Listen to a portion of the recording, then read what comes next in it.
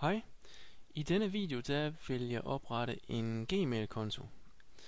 Og Gmail det er Googles svar på et mailprogram, som du kan bruge til at sende og modtage mails, blandt andet.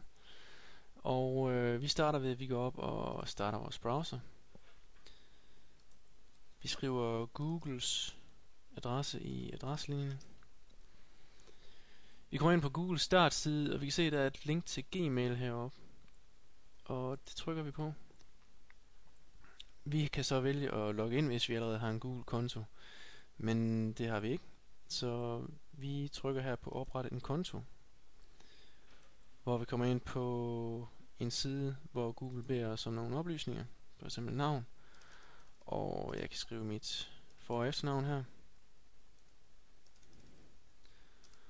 Og Google beder så om, at vi angiver det ønskede login-navn.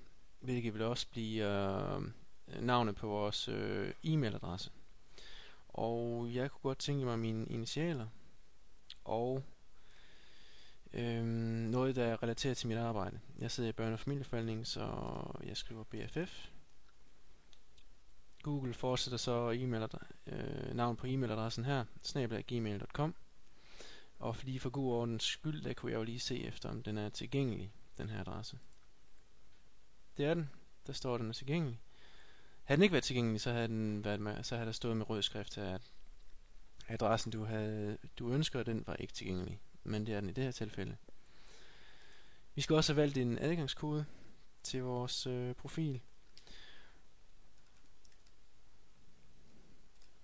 Jeg prøver at skrive her. Jeg kan se, at Google angiver, at det er en effektiv adgangskode, jeg har. Det er ikke en god idé at vælge en kode som 1, 2, 3, 4 for eksempel. Man må godt være lidt kreativ. Her et kontrolspørgsmål. I tilfælde af, at du glemmer din adgangskode, så vil Google give dig et kontrolspørgsmål, som du selv vælger.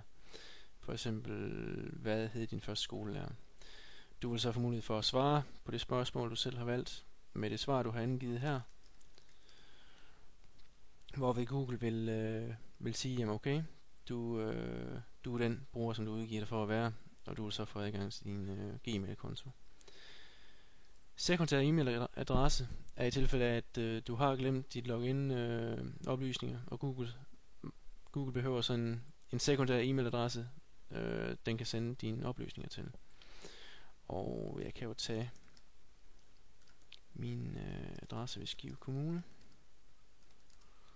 Sådan.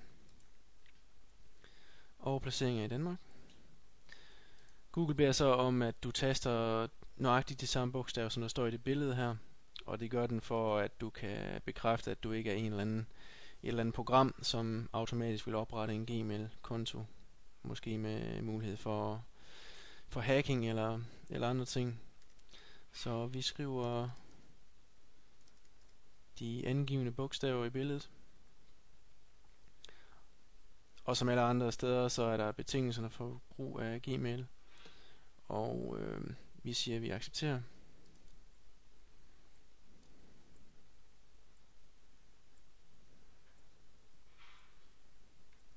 Vi har nu fået oprettet en Gmail-konto. Og vi kan prøve at gå ind på den.